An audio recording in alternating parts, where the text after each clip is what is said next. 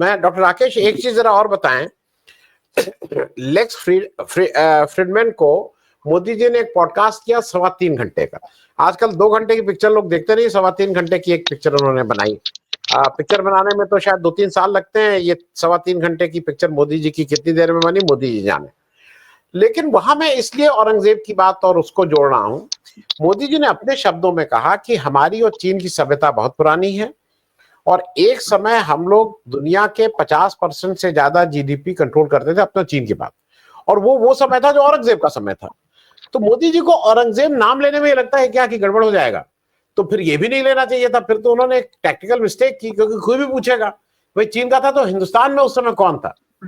मैं इसलिए इस बात को डॉक्टर राकेश आपसे, एक तो आप उसको जरा ठीक से एक बार हमारे दर्शकों को समझा दीजिएगा कि कैसे वो अहमदनगर में उनकी मौत होती है, फिर कैसे वो बनता, वो अगर एक सिलसिलेवार समझा देंगे तो वो ठीक रहेगा। और ये जो अभी कुछ हो रहा है, ये बीजेपी के पास और कोई मुद्दा नहीं है, बहुत से मुद्दों से ध्यान हटाना चाह रहे हैं। जो ग्रॉक आया है वो तो बिल्कुल तहस नहस कर दे रहा है। वो तो जिसको कहते हैं वो उल्टा पुल्टा सुबह से शाम तक दोनों हाथ में लेके तलवार चला रहा है। इनको समझ में नहीं आ रहा है उसका करें क्या। और ये वॉर ऑफ सक्सेशन है, ये कौन बनेगा प्रधानमंत्री की लड़ाई है, जिसमें नए एंट्रेंट हो गए हैं देवेंद्र फडणवीस साहब। डॉक्टर राकेश वहीं से शुरू कर दीजिएगा, औरंगजेब की मृत्यु से। देखिए, जैसा मैं पहले बता चुका हूं और इतिहास का साधारण विद्यार्थी हूं, औरंगजेब के समय जो मोदी जी ने कहा, पहले मोदी जी की बात कर लेते हैं। वे चीन और भारत की बराबर की भागीदारी की बात कर रहे थे। अली अनवर साहब शायद इजाजत देना चाहते हैं। जी जी, अली अनवर साहब आप निकलना चाहें तो आप निकल लें। अली अनवर साहब की तबीयत खराब है, मैंने जब इंसिस्ट किया था तो आ गए थे। आपको ठीक लगे तो आप बैठिएगा, नहीं तो आपका जब हो तो आप निकल जाइएगा। अनवर भाई, आपको जब जब निकलना हो तो आप निकल जाइएगा। तो अगर नरेंद्र मोदी जी जीडीपी की बात कर रहे हैं तो उन्हें साथ में ये भी बताना चाहिए कि ये औरंगजेब ही वो व्यक्ति था जिसके समय दुनिया की जीडीपी में 23% योगदान भारत का था। अंग्रेज जब आए तो हम लोग कहते हैं अंग्रेज लूट कर ले गए देश को। अंग्रेज किस भारत को लूट कर ले गए? वही भारत जो सदियों तक मुगलों के राज में था। बाबर के बाद के सारे मुगल बादशाह हिंदुस्तानी हैं, इसी मिट्टी में दफन हो गए। अब औरंगजेब की बात कर लेते हैं, जिसकी कब्र को लेकर इतने परेशान हैं लोग। हम पहले शुरू में बता चुके हैं कि उसकी मौत अहमदनगर में हुई थी 1707 में। उसके बाद उसकी इच्छा के मुताबिक उसके गुरु थे सूफी संत जैनुद्दीन, उनकी कब्र के पास में खुलदाबाद जगह है औरंगाबाद में, वहां दफनाया गया। कच्ची पक्की कच्ची कब्र थी, बाद में हैदराबाद के निजाम ने उसे पक्का कराया और लॉर्ड कर्जन ने थोड़ा और बेहतर कराया। मैं एक बहुत जरूरी बात आनंद जी कहना चाहता हूं, बहुत ध्यान से सुनिए। आज हम 318 साल बाद, हम यानी हमारे देश के तथाकथित हिंदुत्ववादी लोग उसकी कब्र को तोड़ना चाहते हैं। वहां शौचालय बनाना चाहता है एक तथाकथित नफरती गीतकार, फिल्मों में गाना लिखने वाला है। लेकिन कोई उससे ये पूछे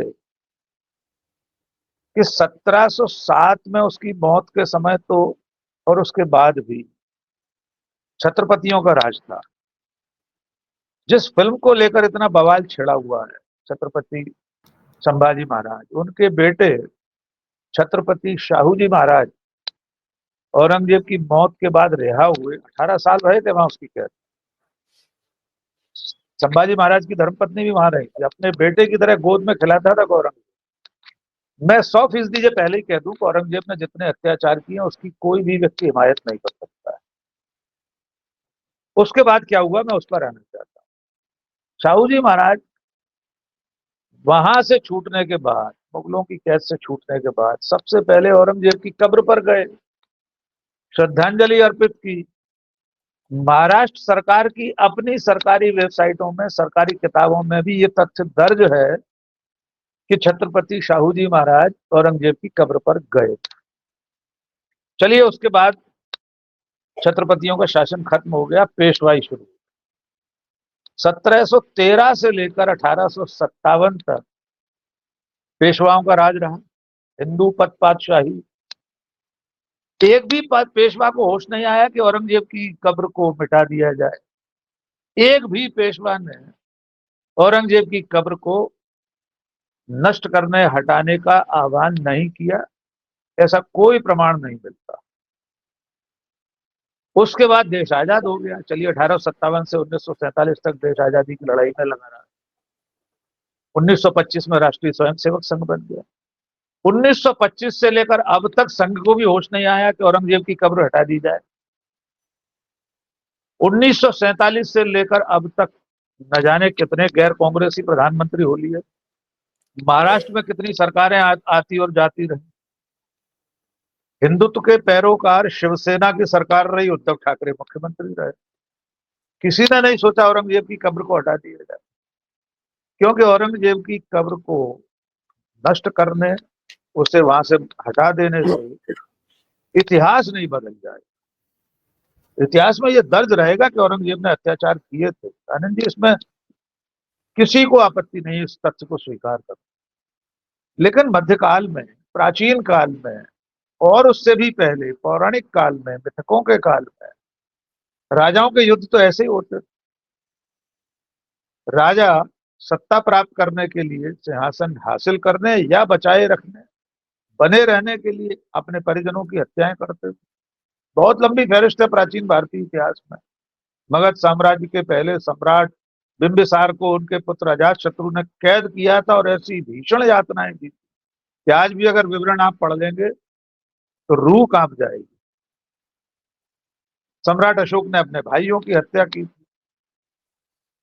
बहुत लंबा सिलसिला है। राणा कुंभा को उनके पुत्र उदय सिंह ने मारा था। थानेश्वर का राजा हर्षवर्धन, जिसको महान पराक्रमी राजा समझा जाता है, उसके बारे में आनंद सर एक किंवदंती है कि हर्षवर्धन 16 साल घोड़े पर बैठा, 16 साल युद्ध भूमि में रहा, यानी लगातार युद्ध करता रहा। घोड़े पर तो नहीं बैठा रहता होगा, लेकिन इतिहास में एक उक्ति चलती है कि हर्षवर्धन 16 साल घोड़े से नहीं उतरा। किससे लड़ रहा था? कौन से मुगल राजा थे उस समय?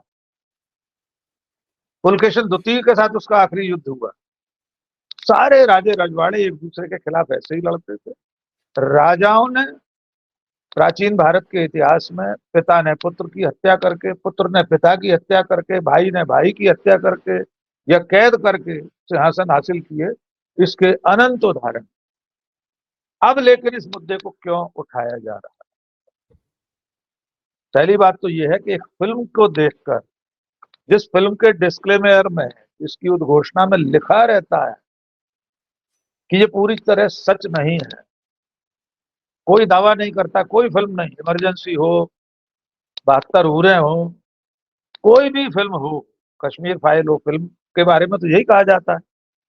उसे देखकर अगर आप उद्वेलित हो रहे हैं, उत्तेजित हो रहे हैं और वर्तमान पर खून के छींटे फेंकना चाहते हैं, तो इससे ज्यादा मूर्खतापूर्ण बात कुछ नहीं हो सकती। विवेक देशपांडे जी ने बहुत विस्तार से नागपुर का जो सांस्कृतिक इतिहास है, अतीत है, राजनीतिक अतीत है, वो सब बता दिया।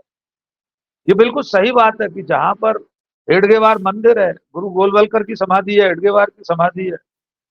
यद्यपि विवेक जी एक बात और जोड़ दी, 11 साल होने वाले हैं नरेंद्र मोदी को प्रधानमंत्री बनने हुए। आनंद सर, आज तक नरेंद्र मोदी प्रधानमंत्री बनने के बाद संघ मुख्यालय नहीं गए हैं। डॉक्टर हेडगेवार और गुरु गोलवलकर की समाधि पर जाकर उनने फूल नहीं चढ़ाए हैं। अब आते हैं उस मुद्दे पर कि इस वक्त इसकी जरूरत क्यों पड़ रही है। इस वक्त इसकी जरूरत इसलिए पड़ रही है कि सरकार जरूरी सवालों से मुंह चुराना चाहती है। सरकार नहीं चाहती कोई उससे पूछे। नरेंद्र मोदी 3 घंटे का पॉडकास्ट करें, लेकिन वो पॉडकास्ट करने वाला ये कभी नहीं पूछेगा कि 85 करोड़ लोगों को 5 किलो अनाज क्यों दिया जा रहा है। वो ये नहीं पूछेगा कि भारत में लोकतंत्र की दशा क्या है। स्वीडन की वीडेम करके जो एजेंसी है, उसने भारत में लोकतंत्र को समाप्त प्राय माना है। उसके मुताबिक भारत में चुनी हुई तानाशाही है। 2018 में लोकतंत्र खत्म हो चुका है भारत में। पूरी दुनिया में जो सूचकांक हैं लोकतंत्र के पैमाने हैं, उसमें हम 108 या 109वें नंबर पर हैं। इतिहास की सबसे भीषण बेरोजगारी है।